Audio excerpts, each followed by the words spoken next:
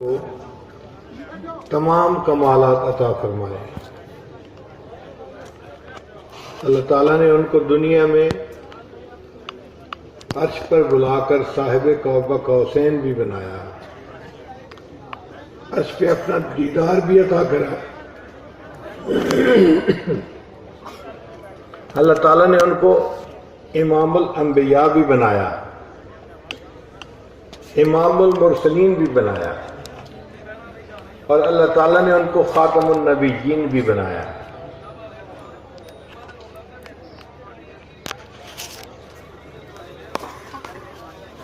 چنانچہ مسلم شریف کی روایت ہے، اس کو جبیر بن مطعم نے روایت کیا، وہ فرماتے ہیں کہ نبی اسلام نے ارشاد فرمایا، انا محمد و انا احمد، میں محمد ہوں اور میں احمد ہوں، وانا الماحی، اور میں مٹانے والا ہوں، الذی یمحا بی الکفر، اللہ تعالیٰ میرے ذریعے سے کفر کو مٹا دیں گے، وانا الحاشر، اور میں حاشر ہوں، الذی یحشر الناس علی عقبی،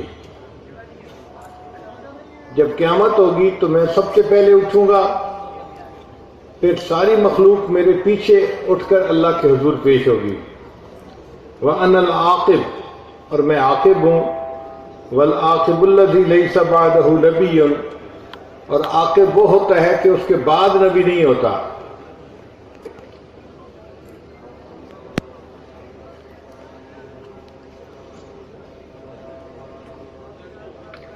ایک حدیث مبارکہ میں نبی اسلام نے ارشاد فرمایا، یہ بخاری شریف کی روایت ہے اور ابو ہریرہ رضی اللہ عنہ نے اس کو روایت کیا، لا تقوم الساعة حتى يبعث دجالون كذابون قریبا من 30، اس وقت تک قیامت قائم نہیں ہو سکتی جب تک کہ 30 کے قریب جھوٹے نبی نہیں آ جائیں گے، کلہم یزعم انہ رسول اللہ، ان میں سے ہر بندہ یہی دعویٰ کرے گا کہ میں اللہ کا رسول ہوں۔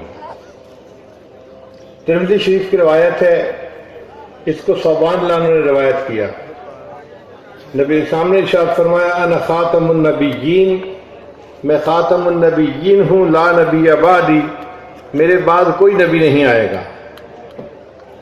مسلم شریف کی روایت ہے، ابو ہریرہ روایت کرتے ہیں کہ نبی اسلام نے فرمایا، وختم بالنبیون، اور میرے اوپر اللہ نے انبیاء کے سلسلے کو ختم فرما دیا۔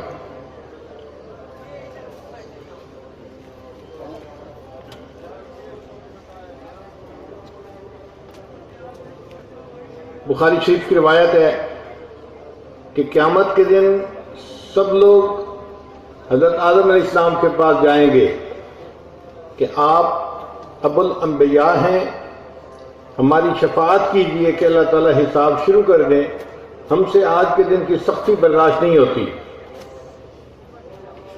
پھر اور انبیاء کے پاس جائیں گے، حضرت ابراہیم علیہ السلام بھی ساتھ ہوں گے، حضرت موسیٰ علیہ السلام بھی ساتھ ہوں گے، اور سب انبیاء اور باقی سارے لوگ مل کر نبی علیہ السلام کے پاس آئیں گے، فیقولون، اور سب مل کر کہیں گے، یا محمد، اے محمد صلی اللہ علیہ وسلم، انت رسول اللہ، آپ اللہ کے رسول ہیں، وخاتم الانبیاء، اور آپ انبیاء کے سلسلے کو ختم کرنے والے ہیں۔ حضرت حذیفہ رضی اللہ عنہ روایت کرتے ہیں کہ نبی اسلام نے ارشاد فرمایا، یا ابا ذر، اے ابو ذر، اول الانبیاء آدم و آخرہ محمد، کہ انبیاء کا سلسلہ دنیا میں حضرت آدم علیہ السلام سے شروع ہوا اور اس کا سلسلہ میرے اوپر آ کر مکمل ہوا۔ چنانچہ ارباض بن ساریہ رضی اللہ عنہ فرماتے ہیں کہ نبی علیہ السلام نے فرمایا، انی عبداللہ، میں اللہ کا بندہ ہوں، وخاتم النبیین، اور میں تمام انبیاء کے اس سلسلے کو ختم کرنے والا ہوں، یعنی میرے اوپر آ کر یہ سلسلہ مکمل ہو گیا۔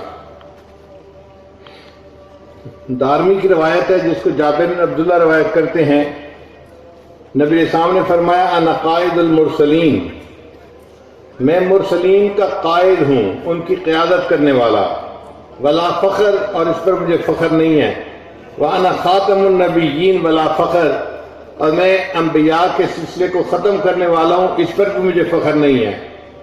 وَأَنَا أَوَّلُ شَافِعٍ وَأَوَّلُ مُشَفَّعٍ، اور قیامت کے دن سب سے پہلے شفاعت بھی میں کروں گا اور میں ہی ہوں گا جس کی شفاعت قبول بھی کی جائے گی۔ ولا فخر، مجھے اس پر بھی کوئی فخر نہیں ہے۔ تو اللہ کے حبیب صلی اللہ علیہ وسلم خاتم النبیین تھے، ان کے بعد نبیوں کا سلسلہ ختم ہو گیا۔ اس لیے نبی صاحب نے فرمایا لو کان بعدی نبی لکان عمر، اگر میرے بعد کوئی نبی آنا ہوتا تو عمر لانوں کو اللہ نے وہ کمالات دیے تھے کہ یہ نبی ہوتا۔ اب کسی کے ذہن میں سوال آئے گا کہ جی حضرت عیسیٰ علیہ السلام بھی تو آئیں گے۔ جی ہاں بالکل آئیں گے، لیکن وہ نبی علیہ السلام کے امتی بن کر آئیں گے، اور حدیث پاک میں آتا ہے کہ شریعت محمدی کی اشاعت اور ترویج کریں گے۔ تو گویا وہ تشریف لائیں گے مگر میرے آقا کی غلامی کا جھنڈا لے کے آئیں گے۔ اس لیے ان کے آنے سے کوئی اشکال دل میں نہیں ہونا چاہیے۔ نبی علیہ السلام کی ختم نبوت کا تذکرہ پہلی آسمانی کتابوں میں بھی تھا۔ چنانچہ ابراہیم علیہ السلام کے صحیفے میں بھی لکھا ہوا تھا کہ آخر پر ایک نبی آئیں گے جو امی ہوں گے، ان پڑھ ہوں گے، اور ان پر انبیاء کا سلسلہ ختم ہو جائے گا۔ الذی یکون خاتم الانبیاء۔ امام طبری رحمۃ اللہ علیہ نے اخذ الالواح کے تحت حدیث نقل فرمائی ہے کہ انہوں نے اللہ رب العزت سے مناجات کرتے ہوئے یہ کہا، یا رب، اے میرے پروردگار، میں نے جو لکھی ہوئی چیزیں آئی ہیں میری طرف الواح، ان میں یہ پایا ہے ایک امت ہوگی جو آخر میں آئے گی، لیکن السابقون فی دخول الجنہ، جنت میں جانے میں وہ سب سے پہلے ہوگی۔ رب اجعلہم امتی، اے اللہ اس کو میری امت بنا دیجئے۔ قول نبی اللہ تعالیٰ نے ارشاد فرمایا تلک امت محمد صلی اللہ علیہ وسلم، یہ محمد صلی اللہ علیہ وسلم کی امت ہوگی، اور اللہ تعالیٰ ان پر انبیاء کے سلسلے کو ختم فرمائیں گے۔ تو پہلی کتابوں میں بھی ختم نبوت کے اوپر خوشخبریاں آ چکی تھیں۔ اب یہ بات سمجھ لیجئے کہ ختم نبوت کے معنی کیا ہے۔ ختم نبوت کا معنی ہے منتہائے نبوت، یعنی نبی علیہ السلام پر نبوت کی انتہا ہو چکی۔ سچ بات تو یہ ہے کہ نبی علیہ السلام مبدائے نبوت بھی ہیں، منتہائے نبوت بھی ہیں۔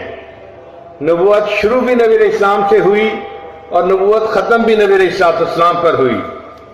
نبی السلام نے ارشاد فرمایا کنت نبیًا و آدم بین الروح والجسد، کہ میں اس وقت بھی نبی تھا جب آدم علیہ السلام ابھی روح اور جسم کے درمیان تھے، یعنی ابھی ان کی تخلیق مکمل نہیں ہوئی تھی، اس وقت بھی اللہ نے مجھے نبوت کا مقام عطا فرمایا تھا۔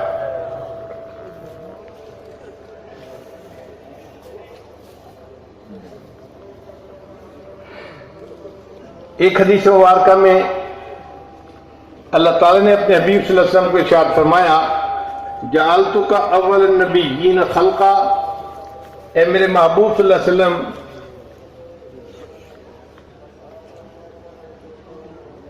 میں آپ کو پیدائش میں انبیاء میں سب سے پہلے بناؤں گا، وآخرہم بعثا، اور بعثت میں آپ سب سے آخر پر تشریف لائیں گے۔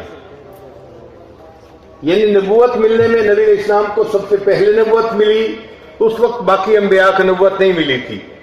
جب دنیا میں تشریف لانا تھا تو اللہ کے محبوب ہم سب سے آخر پر تشریف لائے، اور آپ کے بعد پھر اس دنیا میں کوئی نبی نہیں آ سکتا۔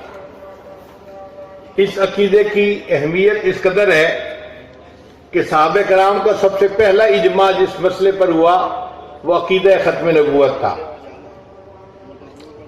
بہت سارے لکھے پڑھے حضرات بیٹھے ہیں، میں کوئی شعلہ بیانی سے کام نہیں لینا چاہتا، سیدھی سیدھی باتیں، سمپل باتیں بتا کے دل و دماغ کو بیدار کرنا چاہتا ہوں کہ آپ اپنے دل سے بھی سوچیں، تاکہ آپ کے دل میں ایک بات بیٹھ جائے کہ واقعی عقیدہ ختم نبوت کتنا اہم ہے۔ اسلام میں صحابہ کرام نے جتنی بھی جنگیں لڑیں، ان میں کل شہداء کی تعداد 370 تھی، کل صحابہ کرام کی تعداد۔ لیکن مسیلمہ کذاب کے ساتھ جب صحابہ کرام نے صدیق اکبر کے دور میں جہاد کیا تو اس ایک جہاد میں 1200 صحابہ شہید ہوئے۔ تو آپ اندازہ لگائیے کہ اسلام کی خاطر کام آنے والی جانیں وہ 370 تھیں، اور عقیدہ ختم نبوت کی خاطر 1200 صحابہ نے اپنی جان کے نذرانے پیش کر دیے۔ حدیث مبارکہ میں آتا ہے اگر اللہ تعالیٰ نے نبیوں کا سلسلہ آگے چلانا ہوتا تو اللہ تعالیٰ نبی علیہ السلام کے بیٹے ابراہیم کو زندہ رکھتے تاکہ بعد میں ان کو نبوت کے کمالات عطا کر دیے جاتے، مگر اللہ نے ان کو بچپن میں ہی اپنے پاس بلا لیا۔ اس کی وجہ یہی تھی کہ اللہ نے نبوت کے سلسلے کو ختم کر دیا۔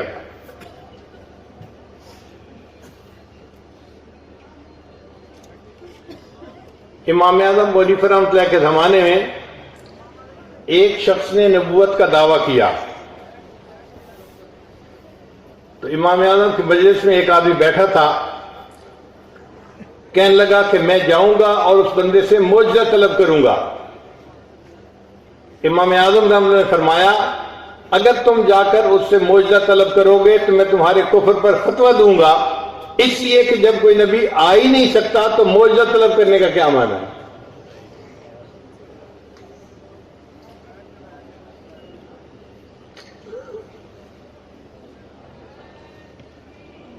آج کل انٹرنیٹ کا زمانہ ہے، یونیورسٹیوں کے لکھے پڑھے نوجوان یہ سمجھتے ہیں کہ علماء حضرات شعلہ بیانی سے کام لے لیتے ہیں اور پورے نوجوانوں کو گرما دیتے ہیں اور ان کو ایموشنلی بلیک میل کر لیتے ہیں، ان کے جذبات سے کھیل کر ان کو کسی نقطے پہ کھڑا کر دیتے ہیں۔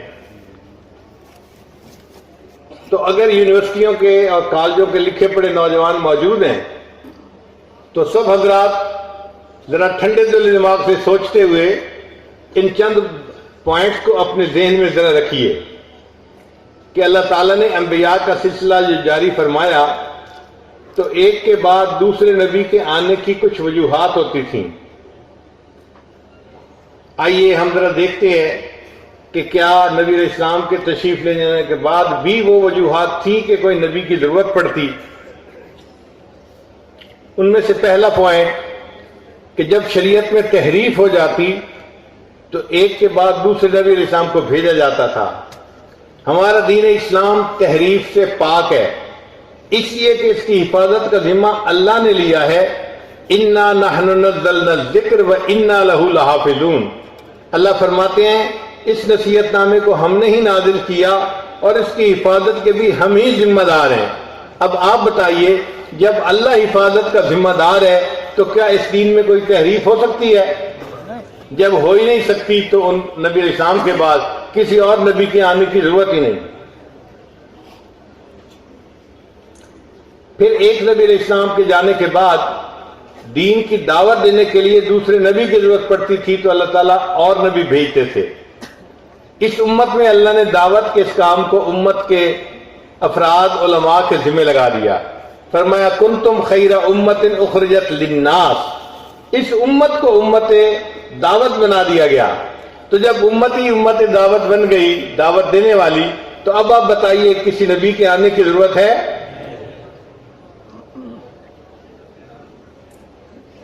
پھر ایک نبی علیہ السلام کے بعد اور نبی اس لیے بھیجے جاتے تھے کہ وہ نبی ایک علاقے میں کام کرتے تھے اور دوسرے علاقے میں کام کرنے کی ضرورت ہوتی تھی۔ ہمارے آقا اور سردار حضرت محمد مصطفیٰ احمد مجتبیٰ صلی اللہ علیہ وسلم ساری انسانیت کے لیے نبی بن کر آئے۔ اللہ فرماتے ہیں وَمَا أَرْسَلْنَاكَ إِلَّا كَافَةً لِلنَّاسِ، اے میرے محبوب ہم نے تو آپ کو تمام انسانوں کی طرف نبی بنا کر بھیجا ہے۔ تو اب کسی اور کے آنے کی ضرورت ہی نہیں رہی۔ پھر جب دین ابھی کامل نہیں ہوتا تھا تو اللہ تعالیٰ انبیاء کا سلسلہ جاری فرماتے تھے تاکہ اگلے نبی کے آنے سے اور احکام آ جائیں اور دین مکمل ہو جائے۔ ہمارا دین پہلے ہی کامل ہے۔ اللہ تعالیٰ نے قرآن مجید میں فرما دیا الیوم اکملت لکم دینکم واتممت علیکم نعمتی ورضیت لکم الاسلام دینا۔ جب دین کامل اور مکمل ہے تو اس کا مطلب کہ اس کے بعد اب کسی اور نبی کی کوئی ضرورت نہیں۔ پھر نبی علیہ السلام کی ضرورت پڑتی تھی کہ جب دین کے اندر بدعات اور رسومات شامل ہو جاتی تھیں تو کھرے کھوٹے کو الگ کرنے کے لیے اللہ تعالیٰ نے انبیاء کے سلسلے کو جاری فرمایا تھا۔ اس امت کے ساتھ عجب معاملہ، نبی علیہ السلام نے فرمایا کہ میری امت میں ایسے اولیاء پیدا ہوں گے جن کو مجدد کہا جائے گا، کچھ ایسے ہوں گے جو 100 سال کے بعد پیدا ہوں گے اور دین کے اندر جتنی بدعات ہوں گی یا دین کے اندر جتنی چیزیں نئی شامل ہوں گی وہ ان تمام کو ہٹا کر دین کو بالکل نکھار کے پیش کر دیں گے۔ چنانچہ علماء نے اپنی کتابوں میں ہر صدی کے مجدد کا نام لکھا ہے، جن میں سے ایک مجدد امام ربانی حضرت مجدد علیہ ثانی رحمۃ اللہ علیہ بھی ہیں۔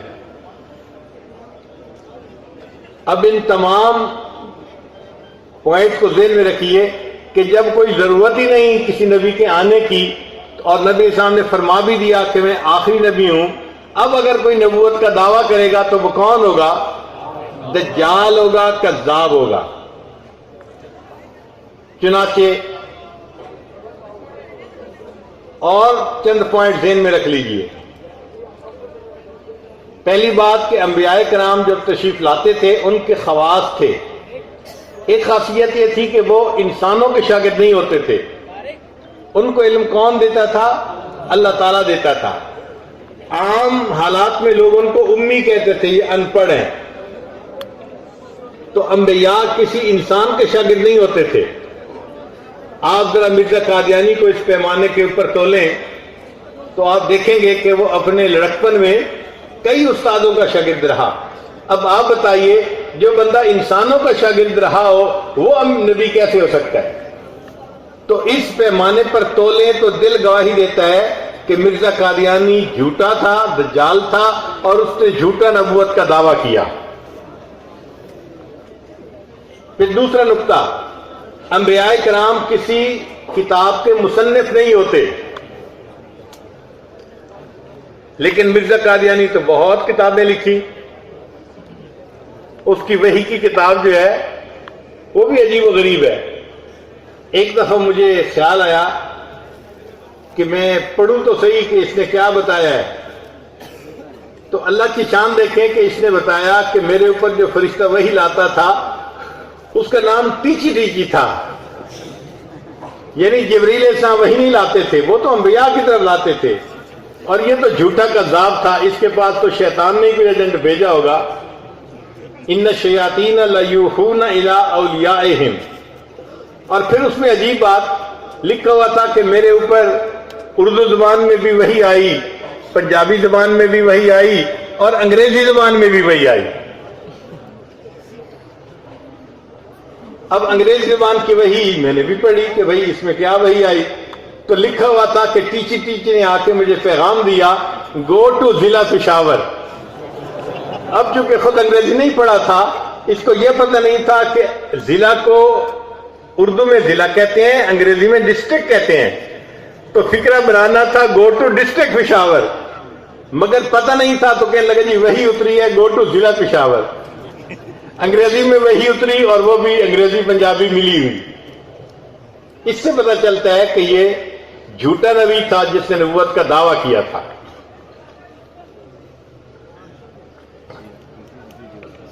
پھر تیسرا پوائنٹ کہ انبیاء کرام شاعر نہیں ہوتے۔ اللہ تعالیٰ قرآن میں فرماتے ہیں وما علمناہ الشعر وما ينبغی لہ، اے میرے محبوب صلی اللہ علیہ وسلم ہم نے آپ کو شاعری کا علم نہیں دیا، اور یہ آپ کے شان بھی نہیں ہے، آپ کی شان اس سے بہت بلند ہے، اونچی ہے۔ شاعری انبیاء کا کام نہیں ہوتا۔ مرزا قادیانی کو اس پیمانے پہ ناپیں تو یہ بدبخت شاعر بھی تھا، چنانچہ اس نے شعر لکھا فارسی میں، منم مسیح زماں منم کلیم خدا منم محمد احمد ز مجتبا باشد. تو اس سے بھی پتہ چلتا ہے کہ یہ جھوٹا نبی تھا. اس پیمانے پہ تولیں تو بھی دل گواہی دیتا ہے کہ مرزا قادیانی کیا تھا؟ جھوٹا نبی تھا. پھر انبیاء کرام کی میراث تقسیم نہیں ہوتی، جبکہ مرزا قادیانی جب مرا تو اس کی میراث تقسیم ہوئی اس کی اولاد میں. تو اس سے بھی پتہ چلتا ہے کہ یہ جھوٹا نبی تھا. پھر پانچویں بات کہ انبیاء کرام ظاہری باطنی عیوب سے پاک ہوتے ہیں.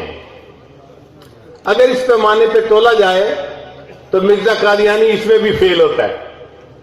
ایک تو آخری عمر میں یہ بینگا ہو گیا تھا، آنکھ سے صحیح نظر نہیں آتا تھا. خود اپنی کتاب میں لکھتا ہے کہ مجھے نظر نہیں آتا تھا. نظر نہ آنے کا حال یہ تھا کہ ایک مرتبہ کوئی بندہ اسے ملنے کے لیے آیا اور یہ صبح کے وقت سویا ہوا تھا. تو یہ اٹھ کے باہر نکلا تو اس بندے نے اسے کہا کہ جناب آپ نے شلوار الٹی پہنی ہوئی ہے. تو مرزا قادیانی اسے کہنے لگا کہ ہاں اصل میں اپنی شلوار کی بجائے بیوی کی شلوار پہن کے آ گیا ہوں. اب جس بندے کو اپنی شلوار اور بیوی کی شلوار کا فرق کا پتہ نہ چلے اس بندے کی بینائی کا کیا حال ہوگا. تو یہ ظاہری باطنی بیماریوں سے پاک نہیں تھا، یہ تو بہت ہی بیمار قسم کا آدمی تھا. اس نقطۂ نظر سے دیکھیں تو بھی یہ فیل ہوتا ہے کہ یہ جھوٹا نبی تھا.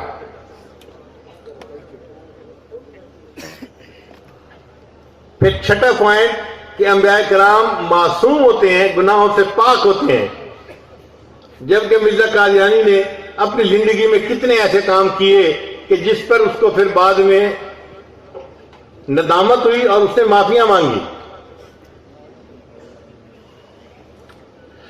ایک نقطہ یہ کہ انبیاء کرام نے جتنی پیشین گوئیاں کی ان کی پیشین گوئیاں اپنے وقت پہ سچ ثابت ہوئی. مرزا قادیانی نے بھی اپنی زندگی میں کچھ پیشین گوئیاں کی مگر ساری کی ساری پیشین گوئیاں جھوٹ ثابت ہوئی. ایک پیشین گوئی تو اس نے اپنی شادی کے بارے میں کی تھی. کوئی محمدی بیگم نام کی خاتون تھی، پسند آ گئی، اس نے کہا کہ اس کی تو میرے ساتھ شادی ہوگی صحیح. پھر بعد میں لکھا کہ آسمان پہ ہماری شادی ہو چکی ہے، مگر وہ لڑکی والے بھی ایسے پکے تھے کہ انہوں نے انکار کر دیا. پھر اس کے شاگردوں نے یہ توجہ نکالی کہ ان کے کہنے کا مقصد یہ ہے کہ میری اولاد میں سے کسی لڑکے کی اور اس لڑکی کی اولاد میں سے کسی لڑکی کی آپس میں شادی ہوگی. اللہ کی شان دیکھیں کہ اس کی یہ پیشین گوئی غلط ہوئی کہ دوسرے کی اولاد ہی نہیں ہوئی. تو اس نقطۂ نظر سے دیکھا جائے تو بھی مرزا قادیانی جھوٹا ثابت ہوتا ہے.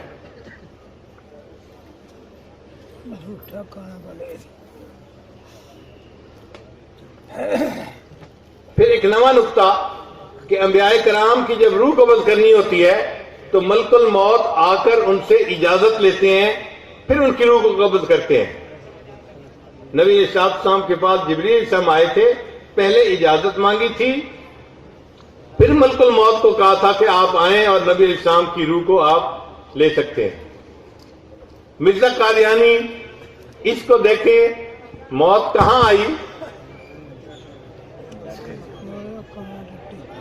بیت الخلاء میں، ٹوائلٹ میں. اب آپ بتائیے ملک الموت نے آ کے ٹوائلٹ سے اسے اجازت مانگی ہوگی یا اس کو ویسے ہی دبوچا ہوگا؟ پھر آخری پوائنٹ کہ انبیاء کرام جہاں وفات پاتے ہیں ان کی قبر بھی وہیں بنتی ہے. ہمارے آقا اور سردار حضرت محمد مصطفیٰ صلی اللہ علیہ وسلم گنبد خضرا کے اندر فوت ہوئے.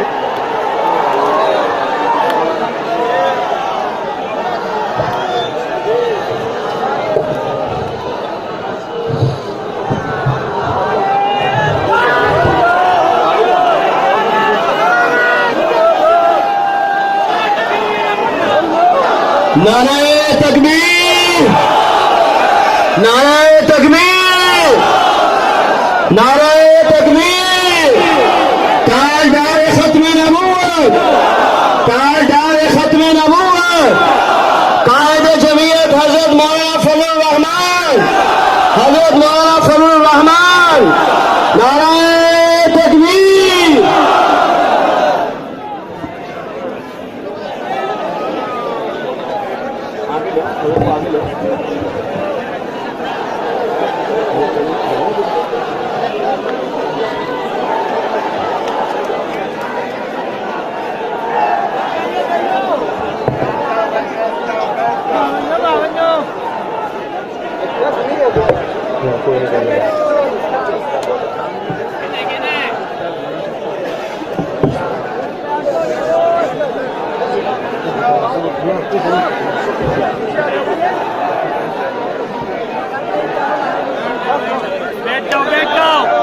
नारे तकबीर, ताजदार खत्म नबूवत, ताजदार खत्म नबूवत, शान मुस्तफा, शान सहाबा, हज़रत मौलाना फजलुर रहमान, नारे तकबीर। तशरीफ रखें, जज़ाकल्लाह खैर, बारकल्लाह। अब आप तशरीफ रखें, इत्मीनान से बैठ जाएं। तमाम बुजुर्ग हज़रात अपनी अपनी जगहों पर स्टेज पर तशरीफ रखें। स्टेज वाले अपनी जगह पर तशरीफ रखें, जज़ाकल्लाह खैर। बस भाई आप इत्मीनान से तशरीफ रखें, प्रोग्राम जारी रखेंगे, वक्त कम है, इंशाल्लाह हज़रत का खिताब भी होना है। आप तमाम अल्लाह तशरीफ रखें, जज़ाकल्लाह खैर। तशरीफ रखें।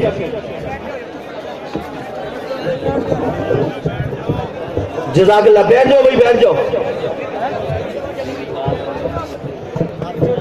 तशरीफ रखें, जज़ाकल्लाह।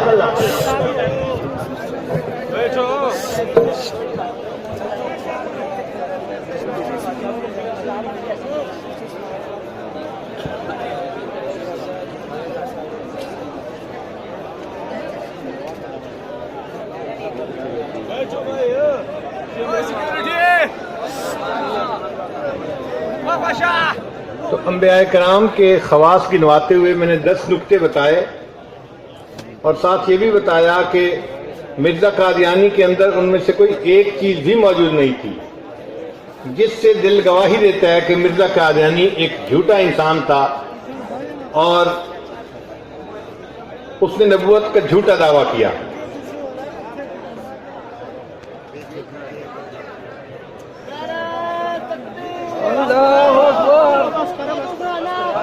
नौजवान एक बात पे जरा गौर करें कि मिर्जा कादियानी ने आखिर नबूवत का दावा किया क्यों। तो जब किताबों को पढ़ा जाता है तो ये बात सामने आती है कि अंग्रेज ने ये पौधा लगाया था इस्लाम को कमजोर करने के लिए। उसको पता था कि मुझे अब इस मुल्क को छोड़ के चले जाना है, तो उसने जाने से पहले इस मुल्क में एक पौधा काश्त किया ताकि लोगों का ईमान खराब हो जाए।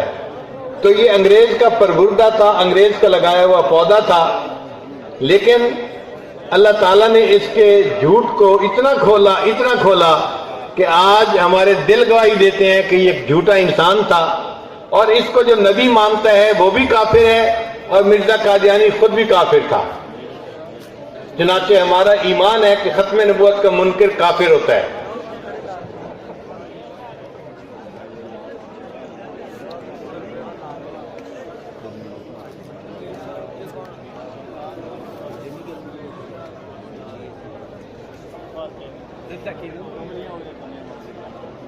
अंग्रेजी लिखे पढ़े नौजवानों के लिए एक और इंफॉर्मेशन कि झूठे नबी तो पहले भी बहुत आए मगर उनका काम इलाकाई था और थोड़ी मुद्दत रहा और खत्म हो गया। लेकिन ये कादियानी ऐसा झूठा नबी कि इसका काम दुनिया में भी फैला और लंबे अरसे तक आज तक इसका काम चल रहा है। इसकी वजह क्या है? अंग्रेजी लिखे पढ़े लोग ये सवाल पूछते हैं, तो भाई उसकी वजह सुन लीजिए कि जिस अंग्रेज ने ये पौधा लगाया उसने सरपरस्ती की और कोशिश की कि ये दीन दुनिया के अंदर फैलता रहे। अब उसकी 2 मिसालें सुन लीजिए। जो नौजवान बिनुल मुल्क जाते हैं वहां पर उनको इमिग्रेशन के मसाइल होते हैं, इकामा नहीं बनता, पासपोर्ट नहीं बनता, वो फंसे हुए होते हैं। तो इन कादियानियों की वहां पर तंजीमें बनी हुई हैं, वो उन नौजवानों से कुछ पेपर लिखवा लेते हैं और उसके बाद वहां की अदालतों में उनकी हेल्प करते हैं। हुकूमतें उनके साथ होती हैं, मुश्किलात हल हो जाती हैं और इस तरह ये अपनी तादाद में इजाफा जाहिर करते रहते हैं। वो तादाद में इजाफा उन हुकूमतों की पुष्टपनाही की वजह से हो रहा होता है। और दूसरी उसकी वजह कि दुनिया के तमाम बैंकों का जो मरकज है वो अमेरिका में होता है। हर बैंक की मरकजी शाख वहां होगी। مجھے پتہ اس طرح چلا کہ چیز بینک ایک امریکن بینک ہے، اس کے ایک ڈائریکٹر تھے، ہمارے تعلق والے تھے۔ ایک مرتبہ کسی دعوت میں ہم اکٹھے ہوئے، وہ مجھے کہنے لگے حضرت میں آپ کو دکھانے کے لیے اپنی سالانہ رپورٹ لے کے آیا ہوں۔ میں نے کہا مجھے اس کو دیکھنے کی کیا ضرورت ہے؟ کہنے لگا اس میں خاص بات ہے۔ میں نے پوچھا وہ کیا؟ کہنے لگے یہ دیکھیں کہ یہ ایک عرب بندہ ہے جو ہمارا اکاؤنٹ ہولڈر ہے، یہ کوئی شاہی خاندان کا شہزادہ نہیں ہے، ایک عام بزنس مین ہے، مگر اس کے پاس اتنے پیسے ہیں کہ اس کا سال کا سود 20 کروڑ روپیہ بنتا ہے، اور اس نے لکھ کے دیا ہوا ہے کہ مجھے سود نہیں چاہیے۔ اگر کوئی بندہ یہ لکھ کر دے دے تو پھر بینک اس پیسے کو حکومت کے پاس بھجوانے کا پابند ہوتا ہے۔ کہنے لگا کہ ہم وہ $2 ملین وہ حکومت کو بھجوا دیں گے۔ میں نے کہا حکومت کیا کرے گی؟ کہنے لگا حکومت پھر اس کو قادیانیوں میں اور ایسے جو اسلام کے دشمن ہوتے ہیں ان میں تقسیم کرتی ہے، ان کو یہ پیسے ملتے ہیں اور ان پیسوں کے ذریعے وہ افریقی ملکوں میں جا کے غریب لوگوں کو کچھ مال پیسہ دے کر کھانا کھلا کر ان کو قادیانی بنانے کی کوشش کرتے ہیں۔ تو ان وجوہات سے پتہ چلتا ہے کہ ان قادیانیوں کا جو ہے نا کام کہیں کہیں آگے بڑھتا ہے، اس کے پیچھے ان کفر کی حکومتوں کے پیسے ہوتے ہیں اور ان کی پشت پناہی ہوتی ہے۔ لیکن دین اسلام ایک زندہ دین ہے، اس کو کسی کی مدد کی ضرورت نہیں ہے، یہ خود بخود آگے پھیلتا ہے، اور جو مردہ ہوتا ہے اس کو 4 بندوں کی ضرورت ہوتی ہے جو اس کو لے کے آگے چلیں۔ یہ مرزا قادیانی کا جو خراب دین تھا، اس کو مدد کی ضرورت تھی، تو کافر حکومتوں نے وہ مدد فراہم کی۔ ایک ایک ان کے جلسے میں 6 سینیٹر آ رہے ہوتے ہیں۔ کس لیے آتے ہیں؟ تاکہ ان کو بڑھایا جائے اور دین اسلام کو کمزور کیا جائے۔ تو اس سے پتہ چلتا ہے کہ یہ مرزا قادیانی بہت کریک قسم کا انسان تھا، اس کا دماغ خراب تھا، اور اس نے نبوت کا دعویٰ کرتے کرتے ایک وقت آیا کہ خدائی کا بھی دعویٰ کر دیا۔ اس نے اپنی کتاب میں لکھا ہے کہ 7 زمین کو میں نے پیدا کیا اور 7 آسمان کو میں نے پیدا کیا۔ اب آپ سوچئے، کیا کوئی لکھا پڑھا بندہ ایسے بندے کو ایک شریف انسان ہی نہیں سمجھ سکتا؟ نبی تو بہت دور کی بات ہے۔ لہذا اللہ تعالیٰ نے ہمارے اس ملک کو یہ سعادت عطا فرمائی کہ سب سے پہلے ان قادیانیوں کو یہاں پر کافر تسلیم کیا گیا۔ ہم لوگ اس وقت یونیورسٹی میں پڑھتے تھے، 1970s کی بات ہے، اور حضرت مفتی محمود رحمۃ اللہ علیہ کے بیانات خاص طور پہ جا کر سنا کرتے تھے۔ انہوں نے جب تحریک چلائی اسمبلی میں تو بھٹو دور تھا، اس نے فیصلہ کیا کہ میں 3 دن مرزا قادیانی کے نائب کو بھی بلاؤں گا اور اسمبلی کے علماء کو بھی بلاؤں گا، اور یہ آپس میں مناظرہ کریں گے، اور اسمبلی ممبران پھر فیصلہ کریں گے کہ ان کو کافر قرار دینا ہے یا نہیں دینا۔ حضرت مفتی محمود رحمۃ اللہ نے خود بتلایا، فرمانے لگے کہ پہلے دن جب ان کی طرف سے آیا تو اس کا نام تھا شاید مرزا ناصر، میں اپنی آسانی کے لیے اس کو مرزا خاصر کہہ دیتا ہوں۔ تو وہ مرزا خاصر آیا، کہنے لگے کہ ایم این نے اس کا چہرہ دیکھ کے حیران ہو گئے، داڑھی بھی ہے، سر پہ پگڑی بھی باندھی ہوئی ہے، لمبا کرتا بھی ہے، اور بار بار ہر بات پہ عربی کی عبارت بولتا ہے اور فارسی کی عبارت بولتا ہے۔ اب ایم این نے بیچارے کیا جانے عربی اور فارسی، وہ تو کسی اور دنیا کے لوگ ہوتے ہیں، وہ بڑے متاثر ہوں، بڑا عالم ہے، دیکھو جی آگے سے حدیث پڑھ کے سنا رہا ہے، آگے سے آیت پڑھ کے سنا رہا ہے، آگے سے یہ عبارت پڑھ کے سنا رہا ہے، اور وہ بڑے بڑے مشہور ائمہ کا نام لیتا۔ حضرت فرمانے لگے کہ ہم سوال کوئی کرتے، وہ جواب کوئی اور دیتا، مگر کوشش یہ کرتا عربی عبارت پڑھے اور فارسی کی عبارت پڑھے تاکہ عوام الناس متاثر ہوں۔ پورا دن بحث ہوتی رہی، مگر وہ ایسا شیطان تھا کہ وہ قابو نہیں آیا۔ حضرت فرماتے ہیں جب رات ہو گئی تو میں نے آپ کے آخری پیر میں اٹھ کے چند نفل پڑھے اور اللہ تعالیٰ کے سامنے میں نے دعا کی، یا اللہ، نبی علیہ السلام کی ختم نبوت کا یہ مسئلہ اس وقت اسمبلی میں آ گیا ہے اور یہ ذمہ داری علماء کے سر پر آ پڑی ہے اور ہم سے یہ شیطان قابو نہیں ہو رہا، اللہ تو ہی ہمیں توفیق دے، ہم اس شیطان کو قابو کرنے میں کامیاب ہو جائیں۔ फरमाते थे अल्लाह ने दुआ कबूल कर ली और मेरे ज़हन में एक नुक्ता डाल दिया। अब जब दूसरे दिन बहस शुरू होने लगी, हजरत मुफ्ती महमूद साहब फरमाते हैं रहमतुल्लाह अलैह कि मैंने खड़े होकर सिर्फ उससे सिंपल सवाल पूछा। मैंने कहा कि अच्छा ये बताओ मिर्जा कासिम कि नबी अलैहिस्सलाम के बाद इस उम्मत में किसका दर्जा है? सवाल बड़ा मुख्तसर था और सादा था, आम फहम था। कहने लगे जब मैंने उसको कहा कि बताओ किसका दर्जा है, उसने कहा कि मिर्जा कादियानी का। ये नाम लेना था कि सुन्नी नौजवान जो थे MNA वो खड़े हो गए, तू झूठ बोलता है, नबी अलैहिस्सलाम के बाद इस उम्मत में अबू बकर सिद्दीक का दर्जा ऊंचा है। कहने लगे फिर थोड़ी देर बाद शिया खड़े हो गए, नहीं हजरत अली का दर्जा बहुत ऊंचा है, मिर्जा कादियानी से ऊंचा है। हजरत कहने लगे कि मैं तो खामोश होकर बैठ गया और बाकी बहस MNA ने खुद उसके साथ करनी शुरू कर दी। अल्लाह ने उस झूठे बंदे को ऐसा उलझाया कि सारे MNA एक ज़बान होकर कहने लगे कि इसको काफिर होने का फतवा दे देना चाहिए। यूं अल्लाह रब्बुल इज्जत ने असेंबली के अंदर मुतफिका तौर पर इन कादियानियों को काफिर करार दिया और ये इस मुल्क का एजाज है। इसकी असेंबली में ये मसला डिस्कस हुआ, फिर फाइनल हुआ और फिर दुनिया के मुख्तलिफ मुल्कों ने इसको अपने यहाँ अपना लिया। अरबों में इससे हमारे मुल्क में अल्लाह ताला ने यानी ये काम पहले लिया, इसलिए ये हमारे मुल्क का एक सरमाया है जो पास हुआ था।